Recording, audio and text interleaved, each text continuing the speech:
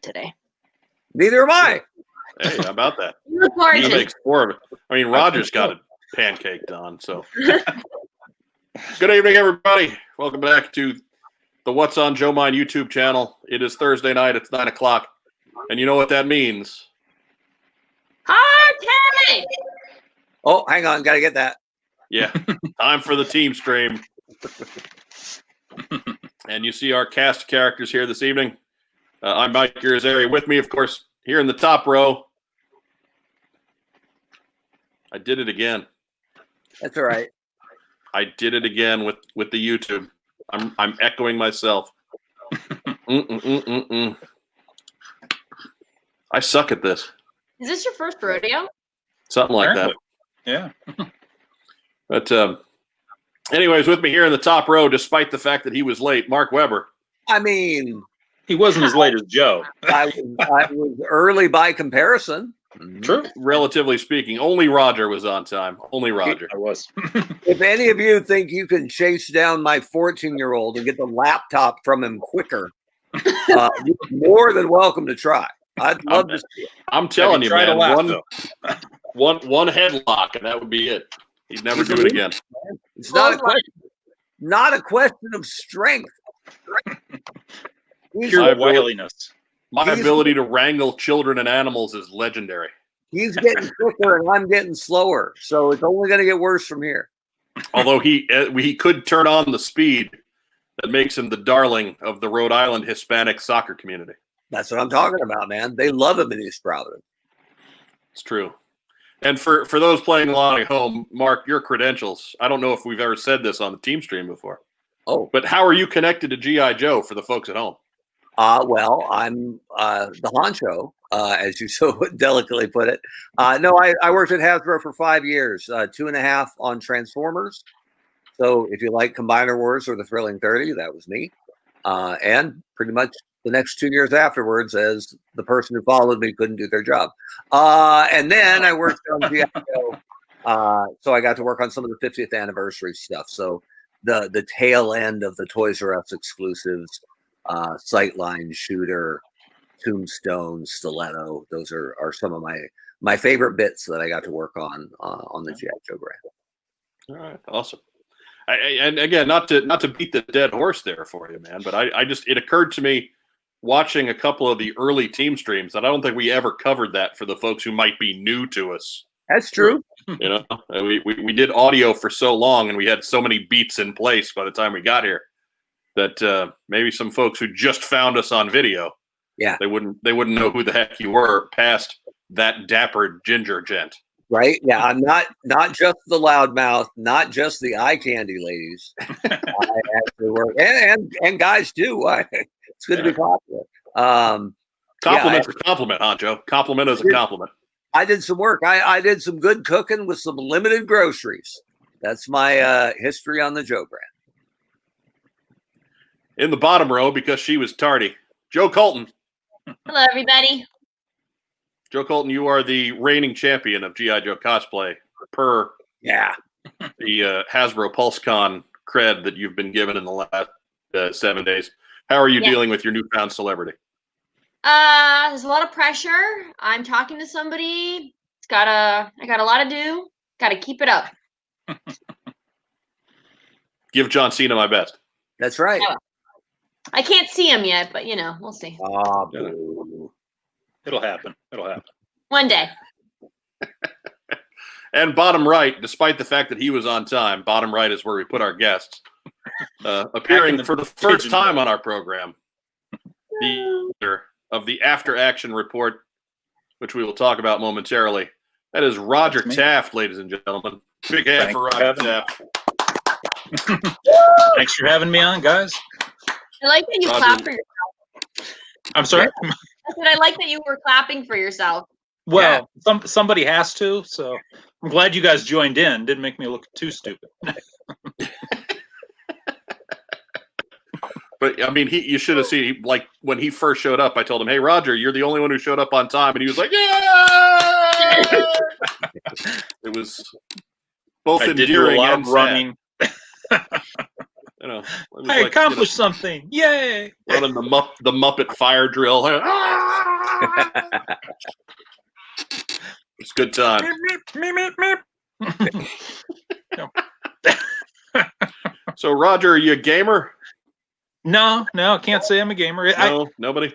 I'm not against it. I just don't have time for it. So I hear you there. Yeah. That's fair.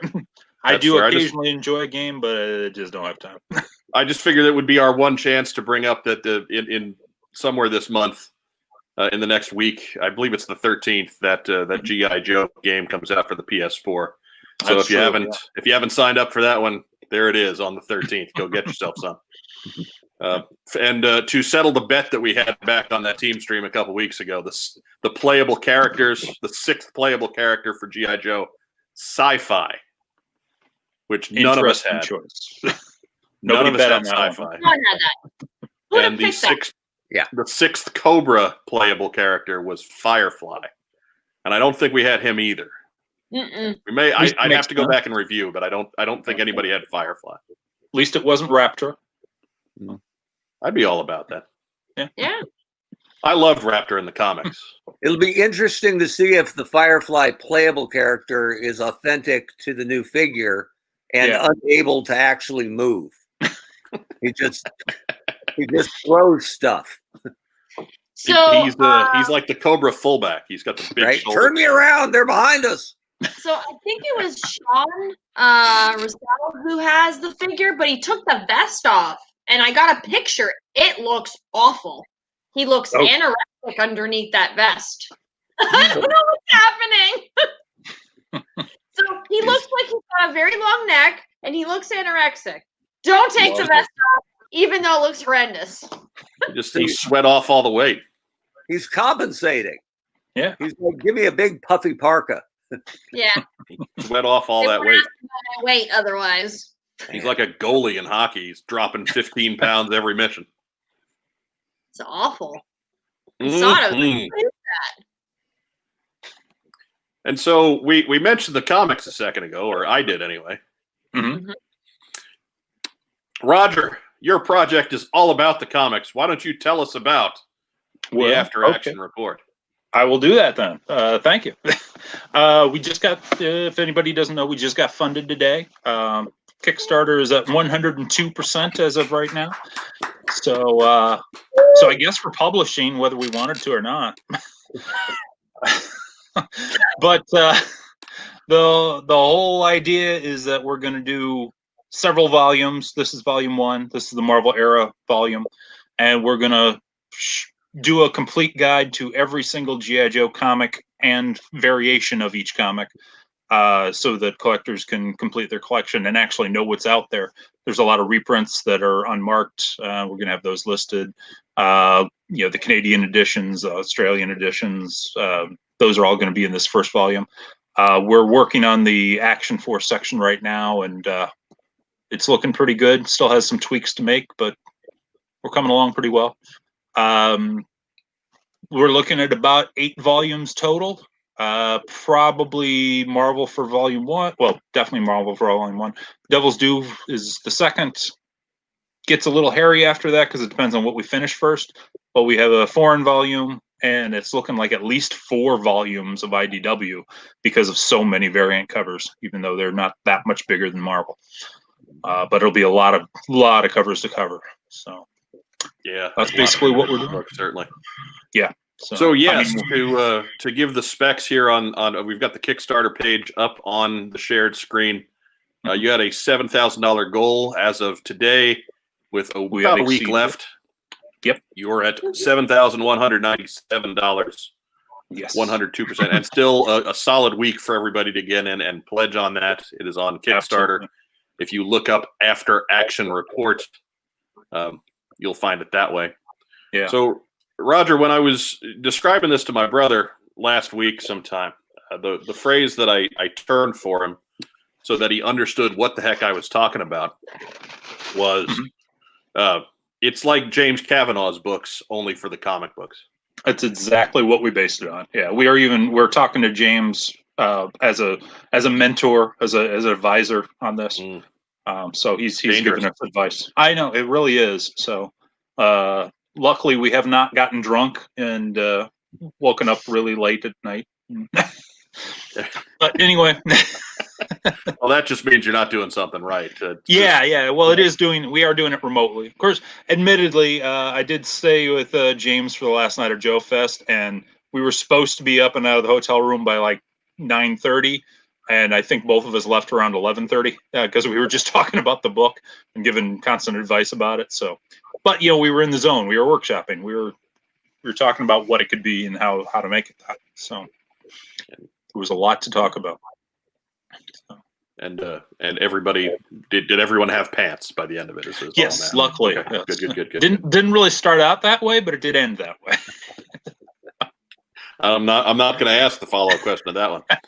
So, anyways, Roger, like you said, we've got several eras to deal with here. Mm-hmm. What has been the biggest challenge for you in compiling all of these books together? Well, I think I should kind of run through the history of it for that answer. I came up with this idea about 22 years ago, and they kept publishing books. that was part of the problem. At the time, it was just Marvel. Then Devil's Due came out, and I was like, how long is this going to last? And then when Devil's Due ended, in general, I was done with comics. I had stopped reading everything else from every other publisher, and G.I. Joe was the last one I really kept up on. And I didn't really want to follow IDW at the time. Price was a factor, $4 a book compared to $3 a book for everybody else. And I knew they were going to do like 4 to 5 variants for every book. So I was like, I don't really want to invest in that right now. So I kind of walked away from it. But I always had this in the back of my head, is doing a book like this. And for years, I thought, well, maybe I'll just go through Devil's Due and end it there. But it became more and more obvious that IDW would have to be part of it.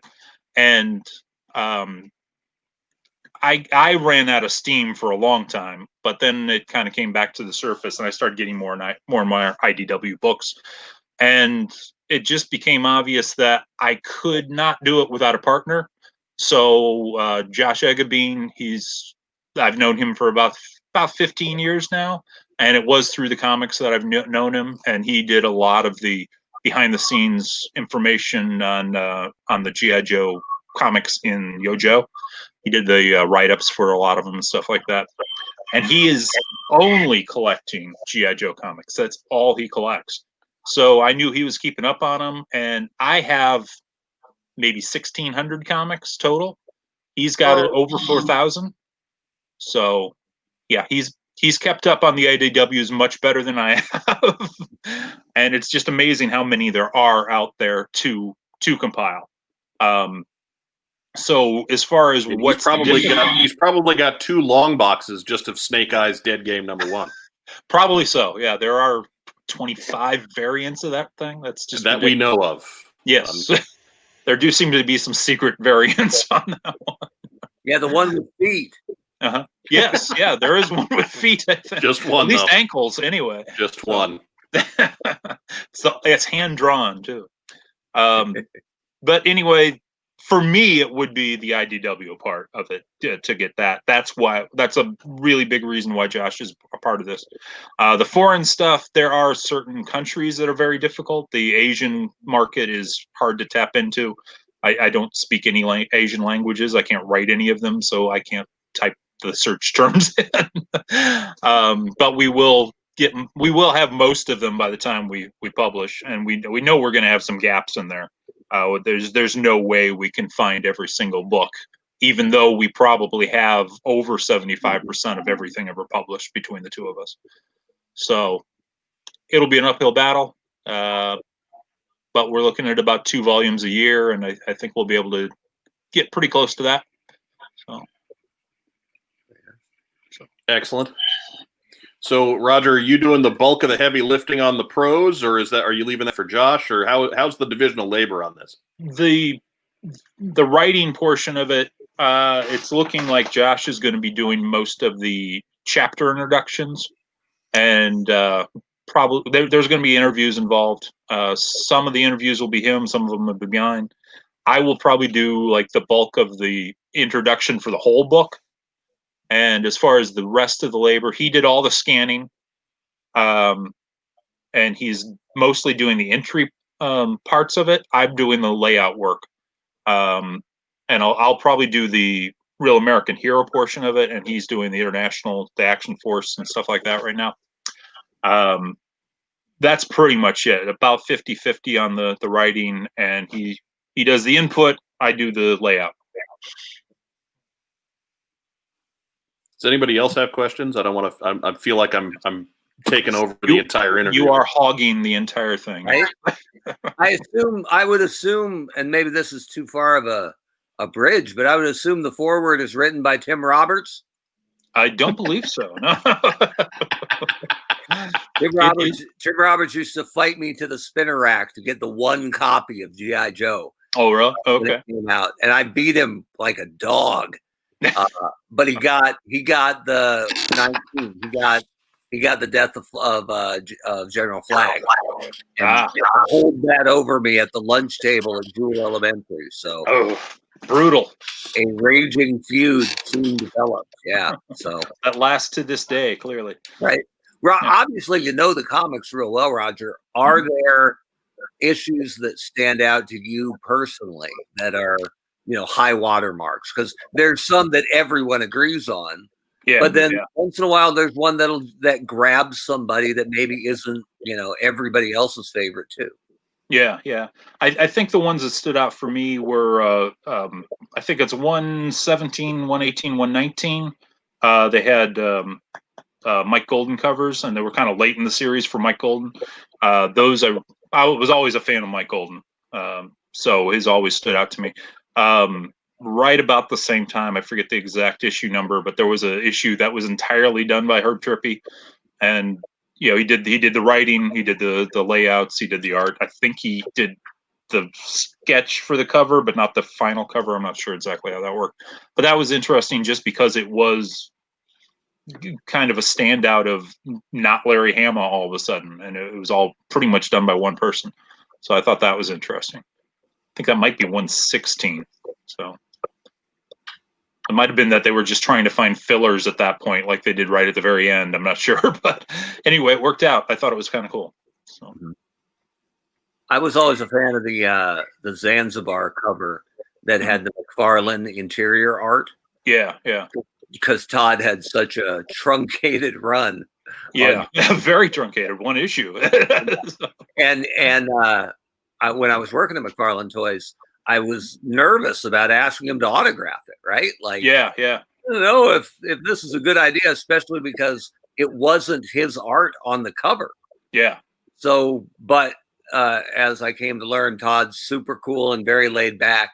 And when I brought it in, he laughed about it. He was like, "Oh yeah, my long run. I see you have the whole run." Yeah, absolutely. Yeah, Joe. Yeah, we did actually consider trying to contact McFarlane to do the cover. Didn't figure we'd get a yes, but we did consider doing it. That might be a little too in-jokey for your cover. That's true. Yeah. It's true. Maybe for the cover of their first volume. Mm-hmm. Oh. But as it is, go ahead. I was going to say that would be truly selling out for the bit. Yeah, it would be. As it is, the last week we did officially announce a cover. We do have an actual Marvel artist doing the cover, and that's Rod Wiggum. So on your advertisement, that's his art for this episode. So I'm very happy to have him aboard. He seems very excited about it. That's just the rough draft. He's already talked about changing up several things with positions of characters and stuff like that. But it's a good overview of what it should look like when it's done. So we're very happy to have him aboard. Good. I'm going to try and get that up in the shared screen here. Absolutely, yeah. So somebody else hit Roger with a question. Yes, hit me. Joe Colton, say something. Say something comic related. Joe Colton. You're not involved in the conversation. So are you now reading because of this project? Are you now starting to catch up, or have you caught up on the all the G.I. Joe comics? I haven't got time to. The project is so overwhelming. I mean, every day that I don't have something else that I have to do is being consumed by layout work and advertising and posting on Facebook about it and contacting artists to see who can do something. Luckily, Rod Wiggum was high on my list to do the cover, but it was hard to get a hold of him. So we were trying to get a hold of other people at the same time. We did contact Larry Hama. He responded as though he was pretty well ready to jump in and help us, but then he got very busy from what it looks like on his Facebook post. So I don't know if we had anything to do with that, but I know he had a very busy schedule that he purchased. Yes. So, but anyway, we kind of laid off. I think people don't understand how much work it takes into the layout and the organizing and the labeling and the actual finding of everything. Absolutely, so and the only reason time consuming. Yeah, and the only reason we're able to do it now is between me and Josh, we do have a lot of comics. So even if we still need to find some things to fill in the holes, we've got a while before we have to get to those holes. The first volume we've pretty well got covered. You know, it's all the Marvel issues. It's everything from 1982 to 1996. So it starts with G.I. Joe #1, Real American Hero from Marvel, and ends with G.I. Joe Extreme from Dark Horse and the volume 2, #4. And we're bracketing everything that's English language between those. So all the Action Force that are English language, all the Canadian editions and Australian editions that are English. Then we'll get into the foreign language ones in a later edition. Godspeed to you. That's an undertaking. It is. One word of warning, and it's a new development. Anytime you say Action Force, you got to send Bobby Valla $1. That's true. How it works. You're on the East Coast, man. He'll drive to your house. Yeah. Well, then, actually, honestly, we've already talked to Bobby at the Joe Fest and said that we wanted to use his books in a volume at some point, and he was all for it. He said he'd send us all the assets to put in the book. So he's aboard too. And here's even though it's not technically G.I. Joe, I think we will include it. Right. Cool. Further down the Kickstarter page, you show some of the detail that you're getting into here. And I know it's tough for, if you're watching at home, it's kind of tough to see. But basically, for the Marvel covers, even you're getting into the detail of the different cover markings. Like here in this issue in the middle, you can see the one with the barcode, and then the direct to comic store version with the Spidey in the corner, and then another one that's got a little bit of a different marking up top, and then it has a Spidey. So you're really getting. I don't want to use the word anal on this, but you're really getting into the nitty gritty of the details. Like you want this to be the collector resource. Exactly. And that's one of the reasons I'm doing it, because so many collector books that I've read fall short in some respect. You know, they don't get into those details. I want to cover every version of the comic, especially the stuff that nobody knows about. You know, like a new collector doesn't necessarily know that issue 2 reprint, there's 2 different versions of the reprint, but they're both marked as the second printing. So I want to make that clear as to what's out there for them to look for. Because there's always you have known variants like :4 or 3 or and that's another part of it. So Roger, while you bring it up there, say expound on issue 2 with the different second printings. A lot of the second printings from the most of the second printings that came out before issue 50, probably, we don't know this for a fact, but they probably were not on the comic book on the comic store shelves. They were in those pre-bagged sets of 3 to 5 comics, and there are a couple of sets that specifically have like 3 G.I. Joe comics in that bag, and they're all reprints, but not all of them are marked reprints. So issue 2 came in 2 different sets, and one was a 3 issues in a bag, and one was 5 issues in a bag. And between those two second prints, the price up at the top, the 75 cents for the second print, was printed differently. They're otherwise identical books. They both say second print inside. They both have exactly the same advertisements and everything. But the font they used on the 75 cents is a different font. So why? Who knows? But that's what happened. And it's consistent. The 5-pack gets one of them. The 3-pack gets the other one. Here's a question. Is the font Comic Sans? It is not. Yes, it is just a regular. Well, two different fonts really, but one's a thicker. One's basically the same as that they used for all of the books, and the other is a shorter, more squat version. So, yeah, which who knows how these things came about? We'll never know, but they're out there. I was trying to find an appropriate location for the universally reviled Comic Sans font, but we don't even want it on comics. Apparently not. No. Now you'll probably find it in the text bubbles inside, but not on the cover so much. So, but back then it was handwritten, so a little different. The days before desktop publishing. Yes, the days when everything was when done by hand. Just some schmo with a Mac could put out a believable comic cover. Yes, and put Tom Orzechowski out of business. There you go. I think that was the letterer. Anyway. See.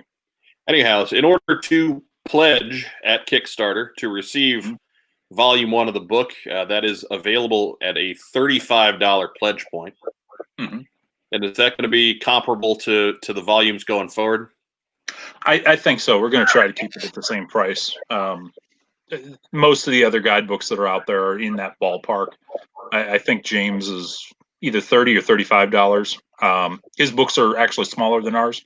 I think he's somewhere under 80 pages. We're going to be either typically 128 or 144 pages for each volume. So just depends on how much actually has to go into each one. Comparing book sizes with James Kavanaugh. I know that can be very dangerous. Well, as you getting said, personal. As you said, yours is bigger. That's right. Of course, he's physically larger because he's doing a larger page. We're only doing 8.5 by 11, but he's like 9.5 by 12 or something like that. Yeah, it's not the size of the book; it's how you use it. Really, that's right. Yeah. Your book has more girth. Yes. That it does. I gotta assume, Roger, for sanity's sake, when you're putting it together, are you going in chronological order? More or less. Yeah. Stay sane? Yeah. More or less it is chronological order. The foreign editions are going to be kind of plugged in wherever we are able to plug them in. It'll either be volume 2 or it might be volume 8. We're not really sure on that one. Because that's going to be the most complicated one. It's got the most holes to fill in, the most questions to ask. Whereas IDW is pretty straightforward and it's just a huge mass of multiple covers. So yeah, mostly chronological. Certainly in volume terms, it will be chronological. So. And so I see here for a $50 pledge, you get both the volume 1 of the After Action report and an artwork print. And that artwork print is going to be a full size print of the cover art, correct? Correct. Yes. So that is, and whatever the final cover art will be, that's what that's going to be. We are discussing a potential stretch goal now that we've actually reached our $7,000. Couple of things on the table for that, or maybe a new ash can, maybe another art print, maybe the art sketch rather than the finished art for the print. Not quite sure what it's going to be yet. We're just talking about it right now. Maybe alternate Kirby cover, maybe? I think that one would be a little difficult since he's no longer with us. Give him a call. Yeah. Give him a call. That man works. Whatever. Give it a shot. Can't hurt. That's true. It never hurts to ask, man. Yeah. If you ask, it's always no. This is true, but hard to ask a dead man. So look, that sounds like quitter talk, Roger. That's all I'm saying. Quitter talk. True enough. So I also go ahead. How long is the Kickstarter? Like, how many days are left on your 7 days right now. So, Okay. so we've got a good week to get to whatever extra goals we got. So, Okay. Yeah, this is And we funded as of right now. It's important that everybody knows that we are funded right now. So if you're jumping on here, there's no what if. The book is happening. Exactly. So if you were waiting to see if it was funded before you jumped on, now's the time. It has funded early because they knew What's on Joe Mind was on board, and we don't back failing Kickstarters. Exactly. And actually, that may have been a part of it because I started posting about being on What's on Joe Mind tonight, and within hours it was funded. So That's it. yeah. They were hoping to shut us up. That's right. I've never understood the mindset of, well, I'll support it if it gets funded. Yeah, that's it's like a little bit guys weird. are like, that tomahawk is great. I'll buy it if it makes it to Marshall's. Yeah, Like, exactly. The wait for Ross crowd, right? Right. You're either in or you're not, right? Yep, absolutely. Yeah, I don't get that. Never have. Weirdness. Very difficult to understand. Yes. Mm-hmm. I lost the tab there, and so I see too. If you had somebody, if you have a buddy that also collects GI Joe comics, you pledge $60, you get 2 copies. So you Absolutely the savings, Roger, the savings. Buy now, get 2. Yes, absolutely. One of the people that pledged during the show, Joe Fest, we were 25% funded by the end of Joe Fest. So we opened that weekend and we did good amount of business. One of them said he was going to get 1 for him and 1 for his son. So that works. Get him in early. No sharing with your kid. Basically, but at least he gets 1. So. Right. True. Well, these are all comic book fans, so they should probably get 1 to read and 1 to save, right? Yeah, exactly. That's how it works. That's exactly how it works. 1 for the coffee table and then 1 for the box. Yeah, and then eventually we'll do a volume 9 that will include the first 8 volumes as part of the guide. So nice. That's marketing there you go. right there. I like it. Yeah. So there you go. So, Awesome. So again, head over to Kickstarter. Yeah. And punch in After Action Report. That will bring you to our After Action project Report. featured by our tonight's illustrious guest and co-author Roger Taft, as well as Josh Eggebein, who's a fixture in our community. That he is, yes. And get your pledge in. You got about a week. Get it done. Make it happen. And we keep adding little things. Yeah, keep adding little details to it. So yeah. I mean, a bigger pledge here means the increased likelihood, I'm guessing, of a more complete volume, or perhaps less of a need to kickstart later volumes, or things like that. So we will likely do a Kickstarter for each volume, just mainly to keep it consistent. But we'll see. Mm-hmm. Yeah. It also guarantees people will be able to come back because you'll probably keep your listserv of all the donors for this one, inform them the next one's coming, and then build on that. By the 9th one, you'll have 4,000 people buy. Right. Fingers crossed. Then we'll have to do another Kickstarter to do reprints to refill those other 4,000 people. So.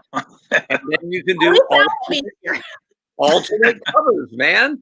Actually, if I am hoping that this does well enough that by the time we are finished with the 8 or so volumes, that we can do a box set that does have with alternate covers.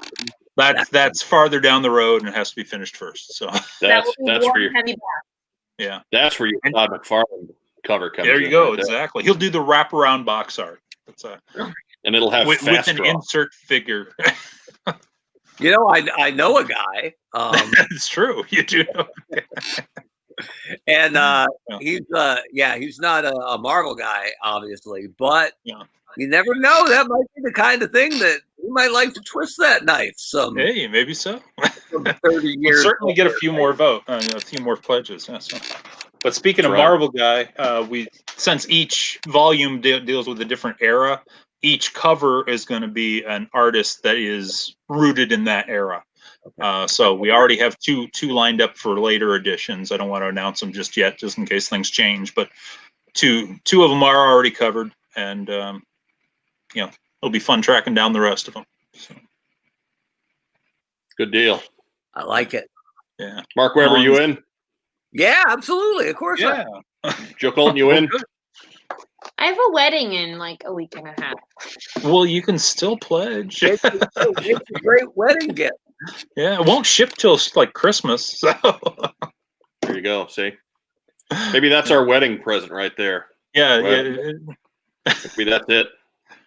We'll pledge the $60. We'll get the 2 copies. It'll be one for her, one for the wrist lock. There you go. I was going to get her this big Enterprise for the top of her Christmas tree, but the karate chop woman at the Hallmark broke it. So I gotta Poor woman. Just hit it with I gotta go up something different. hit it with the Judas effect. Wrestle that I Enterprise. have to update on my story. So I went in on Saturday. So we had our live stream. I went in on Saturday to get the other 2 ornaments. And I was like, hey, I was here on Thursday, got the Enterprise. Do you guys have the Ahura and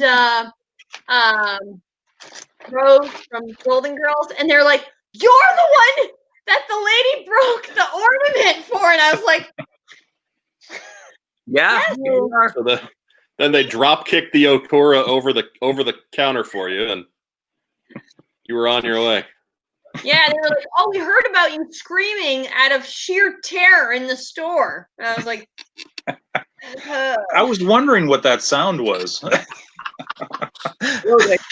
It's a retail store. They have to have it on security video. Oh yeah. it was literally like me going like this. It's just, It's probably somewhere else on YouTube if somebody else wants to go look for that. Yeah. crazy lady freaks out. Employee breaks nacelle off of Enterprise ornament. Hallmark Crazy Star Enterprise Trek lady. Crazy Star Trek lady screaming fit right there on YouTube. That'll get like 30 hits right there, though. Oh yeah, it was weird because she just laughed at me. She was like, "Oh, it's fine," and I was like, "You like No, it's not. last one, lady."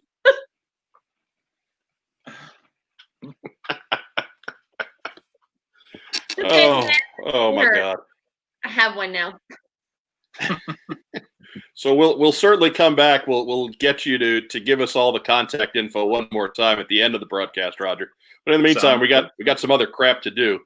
I guess you can do it. We promised the people Postsac. Yeah. Okay. So we actually do have questions from the Postsac for this episode. Kudos to our listeners for actually giving us questions this time around. Woohoo! Add to the stream. There we go. It was high tech. Yes. Wow. Are you gonna read that, or are you just gonna make us read it? I'm I gonna think he's gonna get make it us started here. Well, whatever. God, Mike. I'm leaving it like this. Hello, and how are all you all doing? Growing up Good, in the 80s, G.I. Joe has a special place in my childhood, as I'm sure it does all of you. Furthermore, G.I. Joe vehicles certainly made play and display that much better.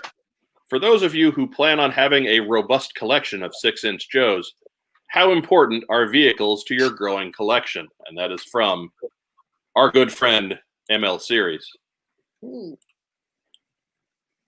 And so we'll throw that question out there to you first, the honcho. Mm-hmm. How important are vehicles for your 6-inch G.I. Joe collection? I think, and not speaking personally, just taking the kind of cosmic perspective, G.I. Joe has always been as much a vehicle line as it was a figure line. So it is incredibly important to incorporate some level of vehicle play with the 6-inch Joes, especially if you're trying to, and I'm not sure they're focusing on expanding the collector base or reaching kids yet. The first year seems very collector focused, but I liked very much that Baroness came with a vehicle simply because it means vehicles are on the table. And when I was at Hasbro and had done a pitch for 6-inch Joe, we talked about the idea that vehicles could be in play because there are small vehicles that resonate. I mean, you're limited if you're going to make something that these big figures can fit in. even getting up to a Mobat or any kind of tank, even a HISS tank, is daunting from a price perspective. But there's lots of little stuff, from the claw to the jump to, maybe even a Skyhawk. Like, there are some things that could be feasibly priced for a collector that would work. A Ram would be great. So I think there are options for something that's smaller. But it's definitely going to be less smaller and more low crawl vehicle, if you get what I'm picking up what I'm putting down. But I think it is very important, and I hope that they'll get there. And I'd love to see them take something iconic, be it Vamp or HISS most likely, and make that the first HasLab offering. $150 Vamp or $150 HISS tank, and just test and see if the collector, if the spend is out there, because it's really no risk for them, especially because those, they're not tooled at this scale, but they already know what they look like digitally. It wouldn't cost anything really to blow it up to the correct scale, and then if it gets support, then you spend the money on tooling. I think that's important, and I hope we get there. So, Roger, you're not on the show every week. I'm not. What is your? Well, not consciously anyway. We do have some hidden footage that we do have on our channel. Oh, okay. But gotcha. we don't know a whole lot about your collecting preferences with this new classified line. Are you in on classified or no? I'm not out, but I'm very laid back about being in. I've only bought 3 of them so far, and it was more a matter of opportunity. I bought Roadblock only because I had to buy the last figure in the display to take home the display. So I have the display and 3 figures. But I definitely think there should be vehicles in it. I totally agree with Mark. They are going to be generally smaller vehicles, and HasLab's perfect for the larger stuff. The only one I would be all in on would be the Vamp, possibly a HISS. But if HasLab did do a Vamp, I would absolutely get that. So it is my all-time favorite vehicle of the entire line. So would you get it only if it had clutch, or would you just get it period? I'd just get it period. I clutch himself is nice, but I'm not. The vehicle is the more important aspect of that equation. So I have something like 40 some odd Vamps, all different variations. So that's true. So you've got all the international ones and all the multi. It is a parade of Vamps. It is, and now my customizing habits are leaning entirely towards different sub teams of just a Vamp. There you go. Joe Colton. Yes. Let's take you back to ML series question here. I know we sidetracked for Roger a little bit. How do you feel about 6-inch scale vehicles? When I saw that like Mark said, when the Baroness came out and had a motorcycle, it left the door open and the possibility of having a vehicle. So if there's a HISS or a Ram, totally in for it. I know that I don't have a lot of room, but I would definitely get one of each. Throw away a Christmas tree. Right. Yeah. I'll put some ornaments and just stick them around the trees. Just get a piece of tinsel and just tie it around and just hang it right up there. There you go. Yeah, like tie it to the branches. Oh, Christmas tree! Oh, Christmas tree! They are definitely important to the line. It makes the line. I think it adds something different than just having the figures. I know, like the Marvel Legends lines, they're just figures mostly, if at all. They have the Build-A-Figures, but that doesn't count. But yeah, like if they can do vehicles, yeah, I'm in for it. I don't think they can do the larger vehicles, or like even a Defiant for a 6-inch, but smaller vehicles for sure. I would die if there was a Defiant. Then you'd have your Christmas tree. There you go. I would totally, like, it would just stand in the middle of the dining room on a stand. It would hope you like parking on the street, because that's the thing taking up your spot in the garage. That's a minivan. Yeah. Good gravy. I mean, you hear that, Mark Webber? She went right for Defiant. Right. And the wheels used to break off the small Defiant, right? That's right. Okay. So maybe a Terradrome then. Would a Terradrome be better? You just move right in. Right? Clearly, that's the logical step, of course. Listen, If you throw pillows, you're good. Defiant is right out, but Terradrome the flag is is in. ridiculous. You cannot do the flag for a 6-inch. Where are you putting that? Oh, but you can do a Defiant. Joe, I think you were almost there. You said Terradrome, but you meant Firebat. And that's closer. Yeah. Sure. Hey, that's it. Do the Firebat and have the Terradrome as a stretch goal. Right. As it build a Terradrome. Build a drone panel. You just Build a drone. need to buy as many Vipers as possible to then just build the wall. Hey, a girl can dream big. Why gotta put that bubble, Mike? It's fair. I'm not here to rein in your expectations. You're getting married next week. You can do that then. That's right. The bride gets what she wants.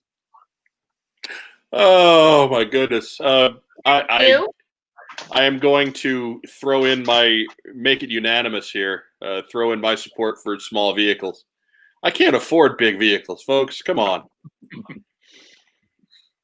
I can barely afford the figures. Come on. Right. Yeah. So I think large vehicles are great and a wonderful piece of nostalgia for us, but it is simply not realistic for what they're trying to do with this 6-inch classified line. If there was this kind of support for vehicles in the 4-inch line, there would still be a 4-inch line. Right. Absolutely. Yes. Remember that pretty good Sky Striker and Tomahawk that didn't really sell that well? That you didn't buy, yes. I mean, Mark Webber would still be running the G.I. Joe line if everybody was this on board for vehicles. So, us as the diehards, we are going to carry the flag for vehicles, pardon the pun, and rightfully so. Like, we are the ones they're trying to sell that to. But in terms of just in general, no, people don't want vehicles. The vehicles are for weirdos like us. Mike, I honestly never thought about it that way. That it's the fans' fault. It's completely. We're sorry, Mark. Very sorry. Wow. And I was always so nice to him. Like I've changed my life. Jeez. Cue the Incredible Hulk Lonely Man music for Mark Webber right now. Man, I've been looking at it wrong all these years. I just thought they were tired of making all that money. And didn't know where to put it. What's important here is you're not bitter. No. It'll be a long time before I even approach bitter. But that's what we've got there. So all power to small vehicles for our small segment of insane collector people. But let's all be realistic about it. I think a Vamp is about as big as they're going to go. If they go there, that's as big as they're going to go.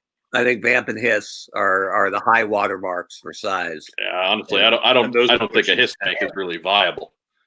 The thing about the Hiss is it's hollow, right? Yeah, sure. So, but where do you put the weight of the figure? The figure's going to make it just flop right over. Yeah, maybe we'll see. Yeah. We'll see. I think like a Hiss tank happens if this line continues to sell like it has for a couple of years. I think a Hiss tank is on the board. I don't think it's happening anytime soon. Yeah, I'm just looking at it as a HasLab first shot. Yeah. I'm not expecting anything actually at retail other than the Baroness kind of things, right? Yeah. So you see a Ram with rock and roll or something, fine. You see a Claw Viper that can't get Fat Firefly up off the ground, all that stuff. Yeah. He's not fat, he's just big bone. He's an anorexic Firefly with a gigantic vest. That's where the fireback comes in. That'll get them off the ground. Yeah, Right. I have to say that some of the guys that are listening have already offered to 3D print 6-inch. Somebody out there has a really good looking. Somebody out there has a really good looking HITS tank that they did a 3D printing on. I should have written his name down to give him the pub. Some guy did a 6-inch scale Wolverine that changed color in the light. The Zartan Wolverine, and it legit works. I'm like, nice. Are you kidding me? That's so awesome, even though it makes 0 sense. Hey, if you did Wolverine changes color, drop us a line at whatsonjoemind@gmail.com. We need to talk to you if you did Wolverine that changes color, because that's awesome. You know what 6-inch figure was driving it? No idea. Not so. No, Wolverine. Yeah. Oh, makes sense. Well, I mean, you know, if not Cover Girl, then Wolverine makes perfect sense. Snake. Yeah. Yeah. Oh, and before we go on to our next letter, eternal credit to ML Series for hooking us up with Cobra Troopers we never would have found at Target. It's very true. Yeah. The only reason that my collection is pseudo complete is by the kindness, well, not strangers, but the kindness of the Joe community and ML Series specifically. Much like Joe Colton, it's a pseudonym. But thank you, ML Series. Our next letter from the Postsac. Okay. Wait. Whatever. We're going with it. I don't mind it. Can the audio show up on Podbean? The police frown on me watching video. Whoa. Jake Rose via Facebook. That's a little TMI, isn't it? Right? I think so. Right? What kind of video you watch? Hey now. Hey-o. You just gotta make it MP4, right? MP3. Yes, yeah, and I'm trying to figure out a nice, easy way to get that done. And once I figure that out, they'll show up on there. Is that on my to-do list now? If you want it to be, sure.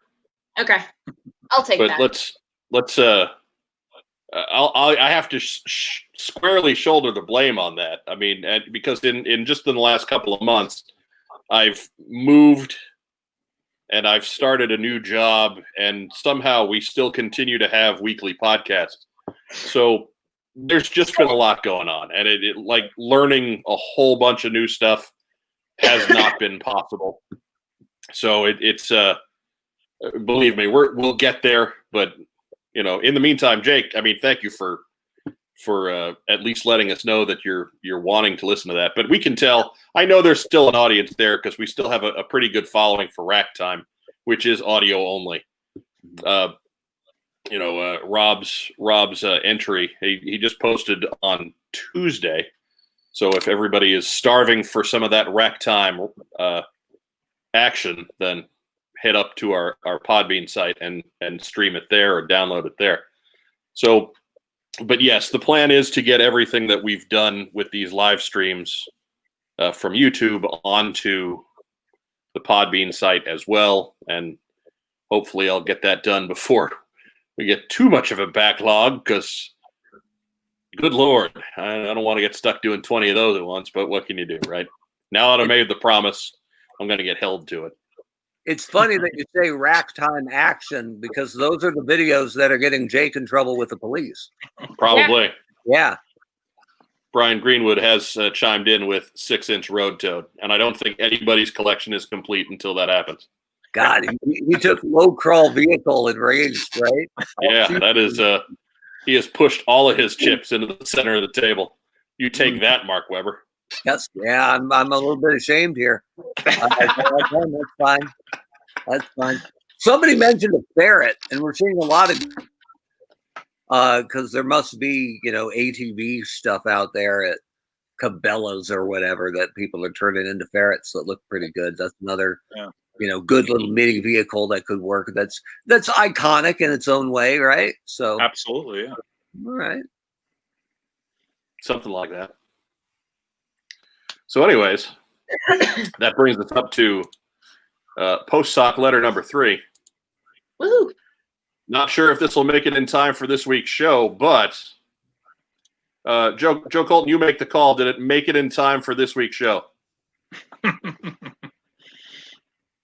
Do I Joe have? Colton. Did it make it? As somebody who showed up 3 minutes before this week's show started, Burn. did this letter make it in time? Yes, it did. Okay, all right, it's back in. It's back in. Yeah. Will Joe Colton Presents Creepy Fanboy Messages Straight from Loser Town return? And this is from, via Facebook, the Superfan debate. Oh my God! Yes. Yes. And it absolutely will. Yes, there too. We want to do that, but it's going to be a pre-produced segment. We're not going to do Loser Town live. We're not going to do Lazy Bastard Customs live. We're going to do those as pre-produced segments. But getting that set up right this second, not so much a thing. In addition, it's going to be a couple more weeks, and why is that, Joe Colton? I'm getting married. Yeah, she's getting married. So Again? right. How many does this make? I think it's 4. Get No, proposed. 4. One was annulled, so it doesn't count. Yeah, we're not even counting that one because she was only 16. And then the first legit marriage when she was 20. And then there were those 2 guys at the same time when she was around 30. And now finally, so that's 4 right there. And so I guess this lived in Utah for a while. And yeah, now legally this is number 4. Yeah. And now the wrist lock as she turns 32. Yes. Correct. See what I did there? Yeah. That's Yes. right. Yeah. Joe Colton is not ashamed of her true age. She is 55 years young. Right. I mean, she is buying Sophia ornaments from the Golden Girls. So That's right. That's right. and Don't have Sophia. gotta say, Rose. But Joe Colton is not going to be on the show for the next 2 weeks after tonight. So because her nuptials are what day is that? Is that the 16th? Saturday, the 17th. 17th, Saturday. Okay. So she's getting married on the 17th, and so she's not going to be here the Thursday before, and she's not going to be here the Thursday after. And so we have a couple of weeks where we're going to have some guest hosts, and it'll be me and the honcho breaking in rookies. I gotta figure that these guys who have relentlessly pursued you with crazy and inane and sometimes illegal requests will probably respect the sanctity of your marriage and just cut it all out. Look, if anybody from Loser Town wants to get that last shot in, this is the time. You're out of time. Right? You need to send that to Joe Colton now. Might be a record-setting week. You need to make that happen. Having years worth of these things. She could still say yes, fellas. So get those requests on in. Get them in. Get them to Joe Colton at whatsonjoemind.com. And title them all, "Hey Baby, You Still Got Time." What's I'm cooking? Good looking. Guy message. Thank you. It's been a while. Can you still tuck me in? Cot guy, this is your last chance. Your last chance to live the dream, buddy. Come on, Cot guy. Sweep her off her feet. Honeymoon location. It's gonna get like I'm gonna say something like that, and it's gonna get her kidnapped. You watch. Yeah, it's probably true.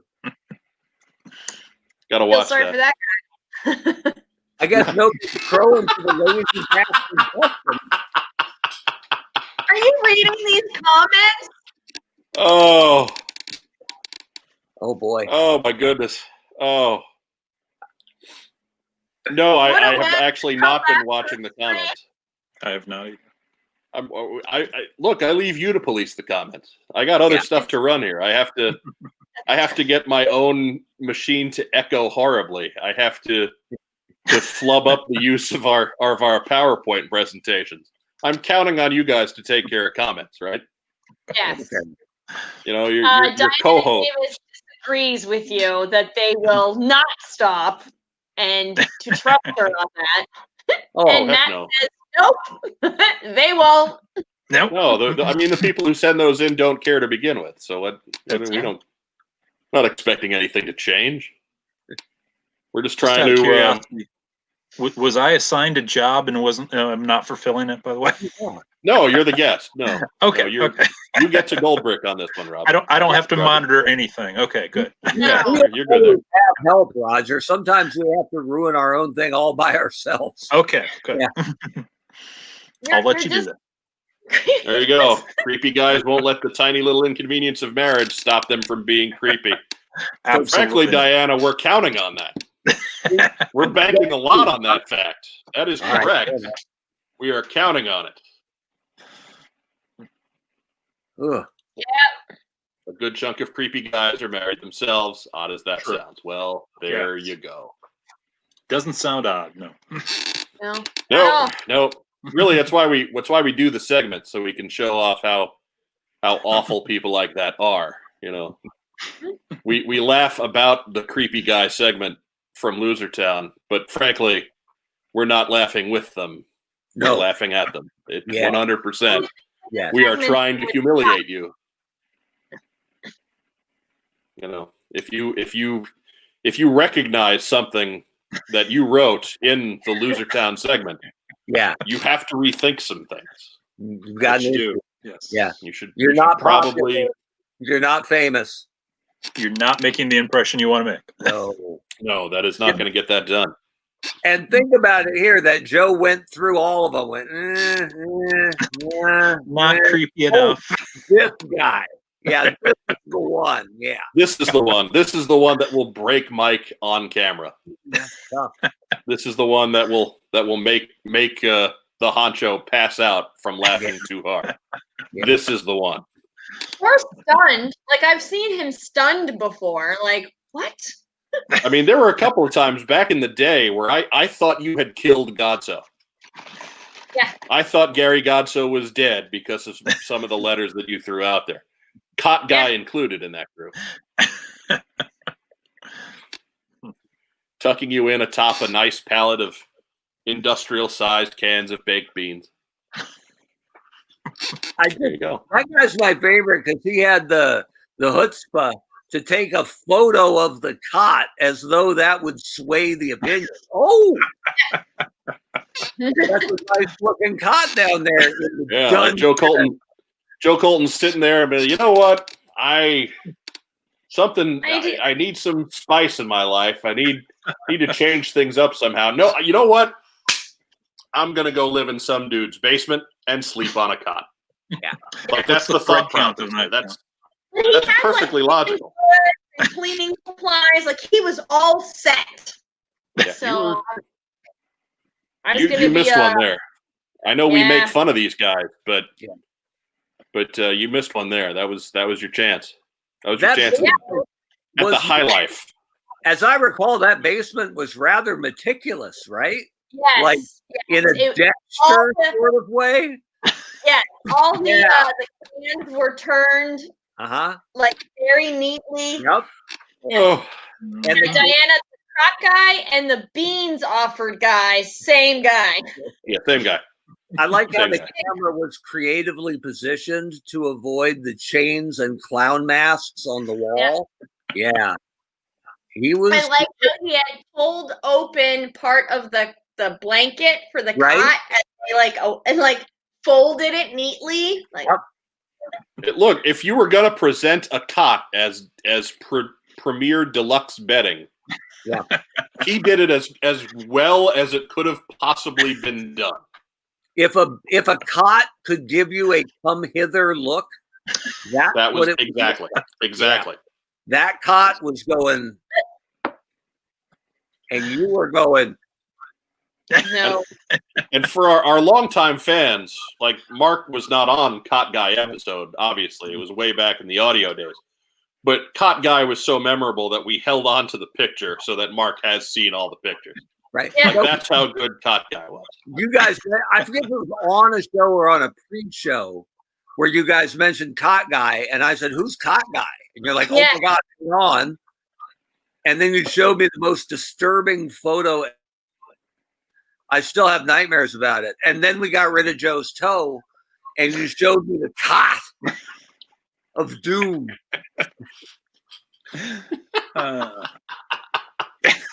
Welcome to the show, Roger.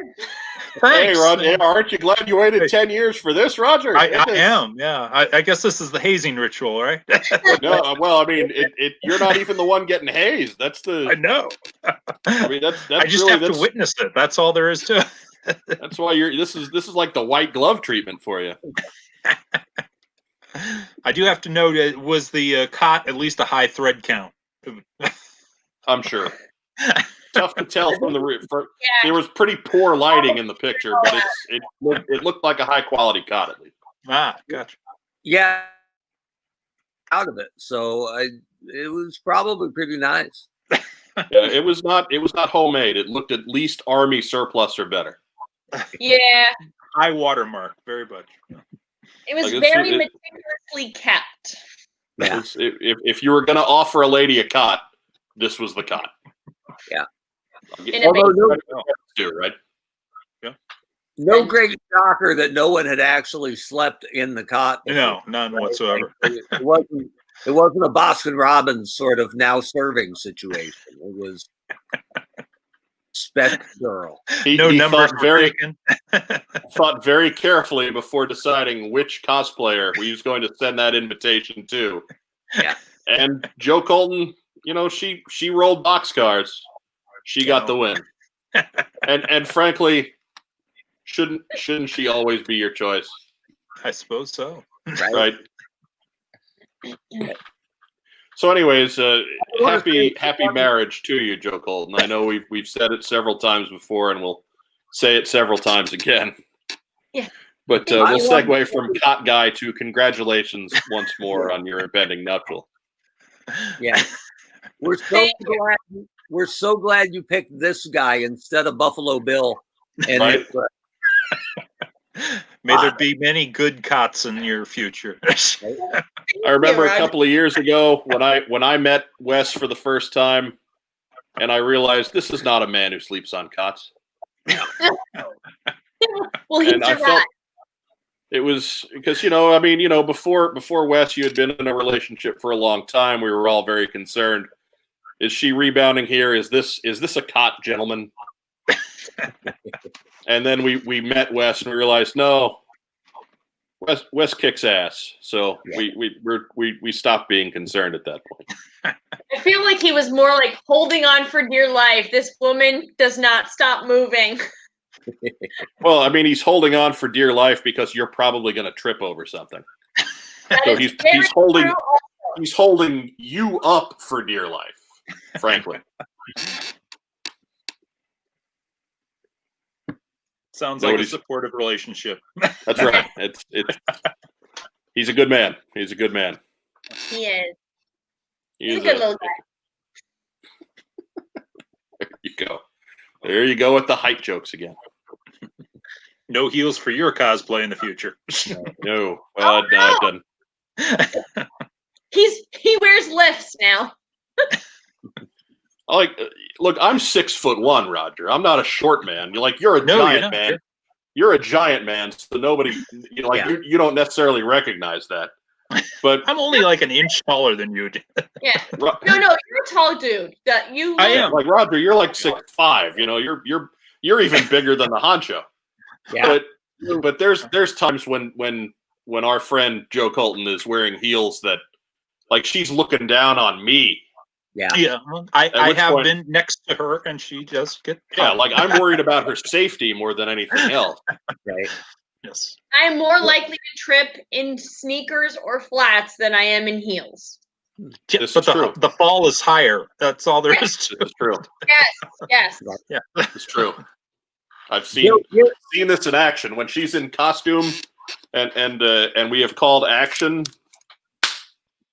She's right as rain. She doesn't. She's good. But as soon as the show is done, right on her face, stumbling over everything. A T-shirt and a beer.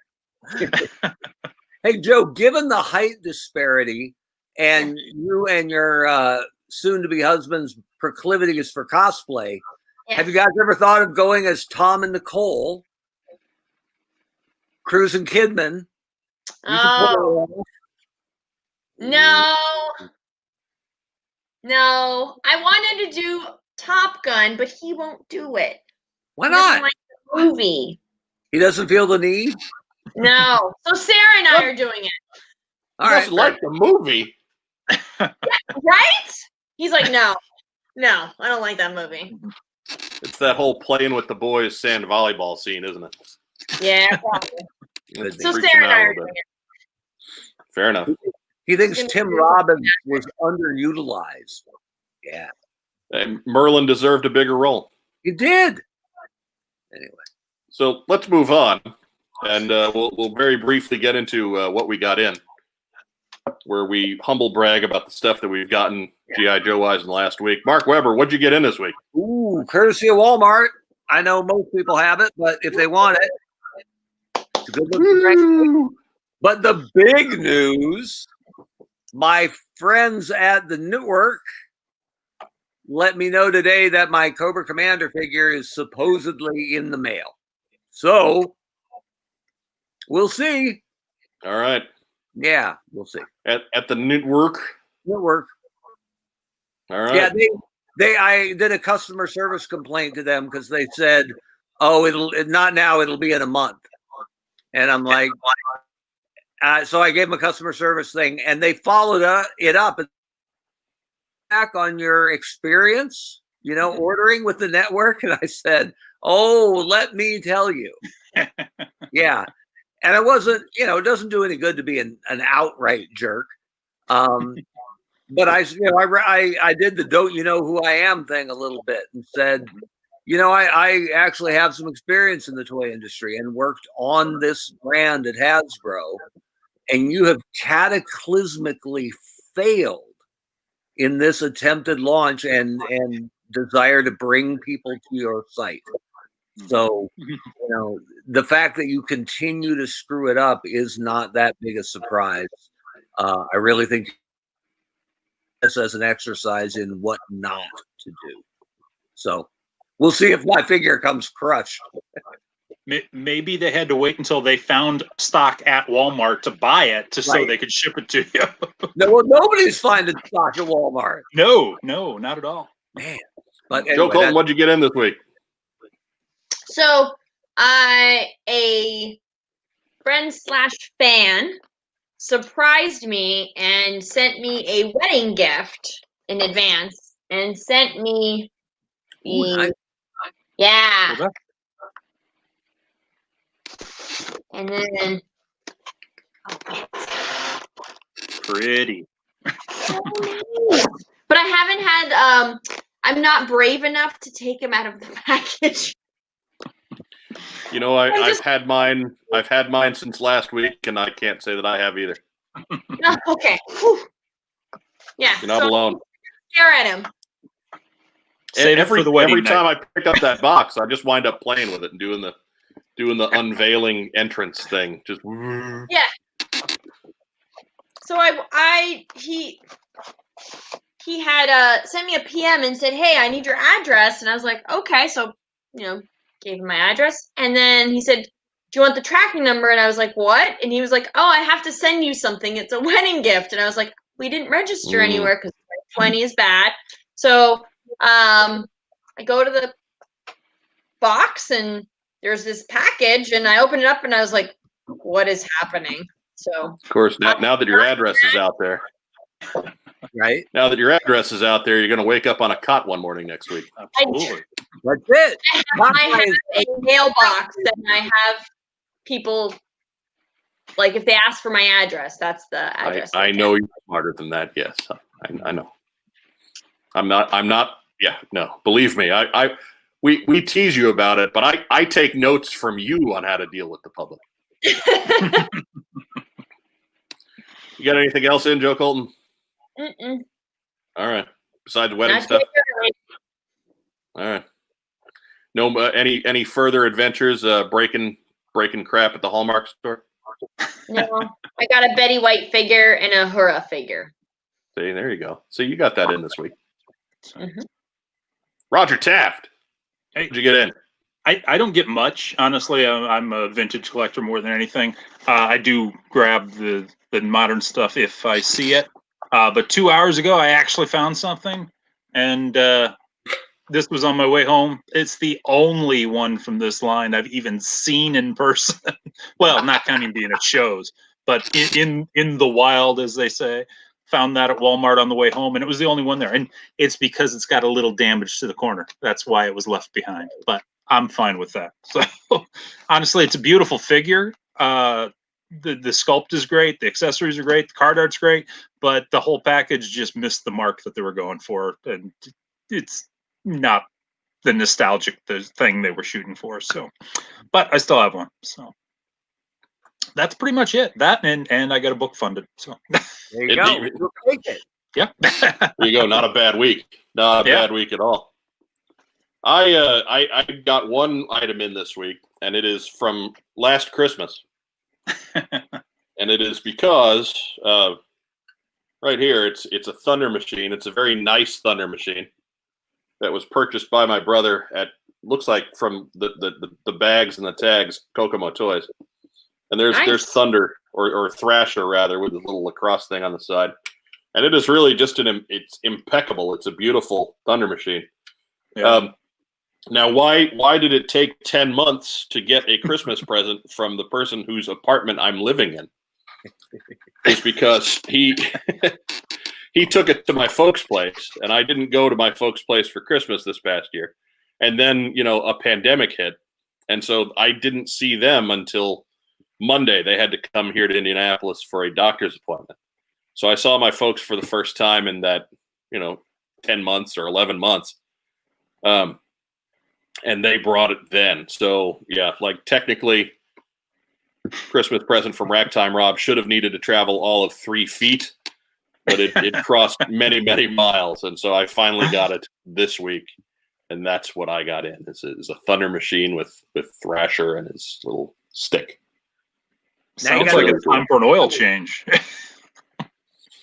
Yeah. Yes, sir. Yes, sir. Mike, you got to write a thank you note now. Right? Yeah. Yeah. I hope he's not holding his breath on that one. Proper. You can give it to him in 10 months. Right. I will say that it is a guy that runs a brick and mortar store.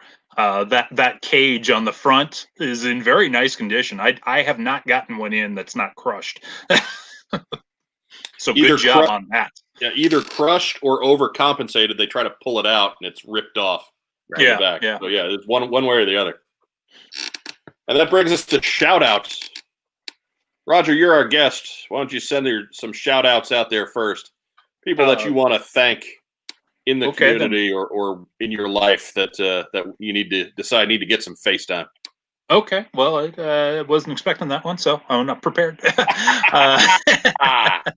I have to go with Josh, for helping with the book. It literally would not help. We literally could not do this book without him. Even if it wasn't for the issues that he has that I don't have, he's pushing it forward in a way that I couldn't do it. I couldn't do this on my own. James Kavanaugh, for the same reason. He's helping us with a lot of background, how to do things, advice on how noted author James Kavanaugh. Yes, noted author James Kavanaugh. Always forget such a thing. But yeah, both of them have been a massive help with it. I'd like to thank the 2 other podcasts I've been on, Order of Battle and Star Joe's. Both Order of Battle was the first time I'd ever been on anything like this at all, and it went very well considering it was just done quickly in a setup in a hotel room at Joe Fest. That went very well, and Star Joe's got a bigger audience on top of it. So all those helped, and everybody that has not just supported the book, but posted more, spread out the word on Facebook and posted it on their pages. I even got one up in in the Netherlands. I forget which one it was. Yeah, somebody in Europe posted. So that was interesting.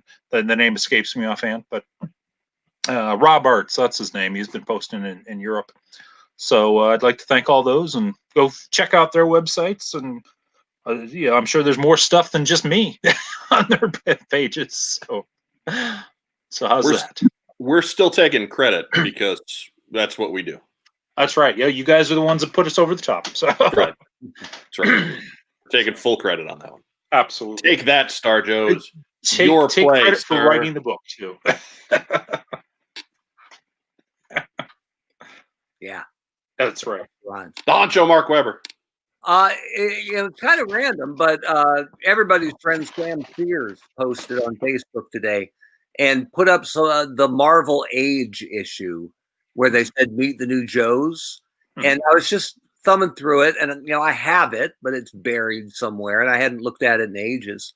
And it was interesting, some of the stuff you see in there, the Edge Hopper, or Starduster, and Hotspot for sci-fi, right? And I knew those, but it was cool to see them again. And then I flipped to the last page you put up, and it was cross country. And I was, cross country is a bit of a star-crossed Joe. See what I did there? But given that he's probably not as politically correct as he should have been or should be now, but I looked at his file card name, and it's different than the file name he ended up with. It's Slaughter in this Marvel Age book. And I went, no. I went to Joe real quick. And sure enough, he was E5. So you know what that would have meant? Yeah. Would have been Sergeant Slaughter a year before Sergeant Slaughter actually joined the G.I. Joe team. Interesting. Somebody actually caught that and changed it, or if it was just random. But the idea that cross country was that close to being the original Sergeant Slaughter. Interesting. I love that there's little slices of this fandom that even diehard lifelong fans can stumble across, 38 years into it. Like, may have to include that in the book. So Sam Sears, salute from what's on Joe Pine. You know what I love about that issue is all the variant color schemes of the characters. It's really neat to see them in what, I don't know if it was Marvel's idea of what they were going to look like, or if it was the official color schemes that Hasbro gave them at the time, but it's neat to see them in the alternate color schemes. Well, I love that Iceberg is yellow, right? Yeah. And you're like, who's going to make a yellow snow guy? And meanwhile, what is it? European Blizzard is out there just waiting, right? Like, yeah, exactly. Yeah. You're the Nicholson Joker. Wait till they get a load of me. Yeah, exactly. Oh, goodness. Who else you got for shout-outs? Which, by the way, those Marvel Ages will be in the book, by the way. Excellent. Yeah, I was just giving a little shout to Sam. And that's it. I mean, I think we've pubbed up Joe Colton plenty for her pending nuptials. But let's give a shout out to Wes, the wrist lock, for being not the creepy fanboy, but the handsome fanboy from Baltimore who took Joe Colton off the market. So congratulations to them both. There you go. And Joe Colton, you're stepping out for a couple of weeks, so you're going last. Okay. We're gonna let you go last to have that gravitas. Okay. My shout outs, of course, to the unsung fourth man, the hero of what's on Joe Mind, Rack Time Rob. Again, go get the latest Rack Time on our Podbean channel or wherever your audio Podbeans, wherever you get your audio podcasts. As Rack Time Rob covers the latest issues of G.I. Joe, A Real American Hero. That would be 274. Maybe. And G.I. Joe number 8. So couple of winners there. The honcho is looking to double check my numbers, which is good. And Dead Game number 2. No, wait. No, that's next. He did not get that one on this. Dead Game number 2 will be the next episode. Yeah, it takes a long time to squeeze those liquids out. The special 20th episode of Rack Time. Want to give a shout out to our guest Roger Taft and his co-author Josh Eggebein. Congratulations, gentlemen, on getting funded. One more time, small round of applause. Just out of curiosity, is the 21st episode of Rack Time going to be the silent episode? That is going to be the one where everybody drinks a lot and passes out, which will make it fairly silent. There you go. Afterwards, yes. So I guess Joe is hosting that one? Might be a Jello little- shots all around. And give a shout out to our fans, of course. Thank you for coming by and spending your Thursday nights with us. We see a lot of similar names week after week. I apologize. There's a lot of weeks like this week where we've got a lot to squeeze in. And so we don't get to questions from you guys like we hope to. But again, thank you all for being good sports and for coming back week after week. Please make sure to do all the YouTube things for us and subscribe to the channel, make a comment, and share this video wherever you have your social media. We really, we are growing slowly but surely. We still need your help. So help us get there. And I don't know, we'll do something. We'll do something special when we get to 1,000 subscribers. Yeah. Yes. And Joe Colton, Yes. your shout outs. I'm gonna shout out to my parents for learning how to work a smartphone. They're in their late 70s and very immigrants and cannot do it. But for the last week, they've been doing very well. And we even did a Zoom meeting, so I'm very proud of them. Just to prep for the wedding. I'm going to do a shout out to Wes for helping me get everything together and ordering tables and being patient with me. And a shout out to Maggie, Sandy, Sarah, and Faye for being supportive, and Maggie for helping get the rest of the tables and also helping me with everything else I need to do for the wedding. All right. Everything's like wedding mode right now. Hey, I believe it. I've been through one. It didn't stick real well, but believe me, I've been there. It's a a lot. learning experience. Yeah. I'm actually thankful it's only like 20 to 22 people. But yeah, like if it was like the 300, I don't think I could handle that. That's a lot of people. That's like a con. So I assume Mike and I were 23 and 24 and just didn't quite make it. We were probably in more like 299 and 300. Yeah, it's fair. When there's a vaccine, we'll have a very big celebration and have you guys come down. It is outdoor, right, Joe? Yeah, it's in our backyard. Okay, I couldn't have made it anyway then. So No, and we were probably, in fairness, we were probably more like 264 and 291. But yeah, whatever. You know. Anyhow, All right. But again, congratulations to you both. Yeah. All joking aside, we're just thrilled to death for you. let's give it up. A round of applause one more time. Joe Colton and the wrist lock, Wes Whitlock, and the wrist lock. Yeah. and of course, a reminder to everybody, as Joe Colton has just thrown out there, we are still in the middle of a pandemic.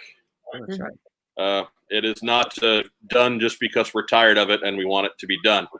Please make sure to wear a mask when you go out. Try and minimize any unnecessary travel, as Mark and I have by not going to Joe's wedding. And despite the fact that we absolutely would be there if that was at all a wise decision to do. Again, we're all in the boat together, so the sooner we all try to help one another out, the sooner we all get to get out of the boat. So exercise your freedom of choice. Wear a mask, limit your travel, maintain social distance, and maybe wash up once in a while. Oh, and vote. Absolutely. November 3rd. If you haven't voted yet, vote. Yeah. Yes, It's mail me a ballot. early balloting has opened in most places, so get yourself out there. Get your ballots cast. You may still be able to register if you haven't. Your mileage may vary on that one, and it's a big election. So let's get out there and make our voices heard. You can be a real American hero. Vote. First time So- voter! Yay! That's right. I'm sorry you had to start with this one. You know what? I'm not. I'm glad she's in on this one. Yeah.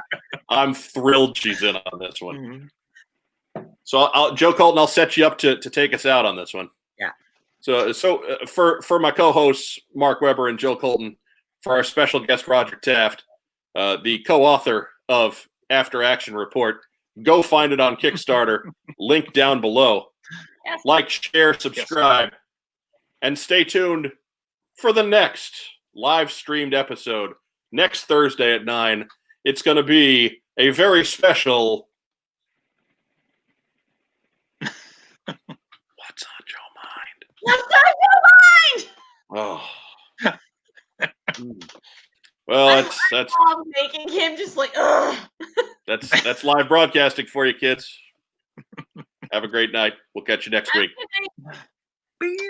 Thanks for having me, guys. Thank you, Roger. You're welcome. I'm Thank you. letting it sit for a minute so that everybody can watch the honcho hit fake buttons. That's Mine's over here.